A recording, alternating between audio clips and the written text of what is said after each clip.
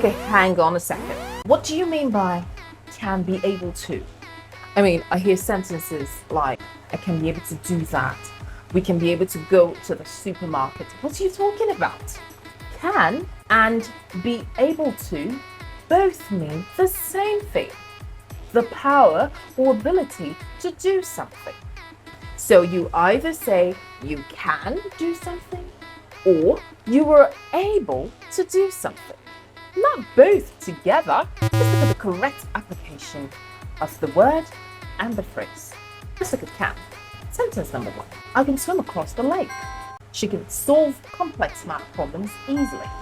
Can alone. If you don't want to use can, you could use be able to. So for example, you say, after months of practice, I am able to run a mile under 6 minutes. Or, with the new software, we're able to track our expenses more efficiently. We are able, not we can be able. Let's be crisp and clear, shall we? I'm Victoria, this is Acoustic Symphony, and we are correcting commonly misapplied words. See you in the next video.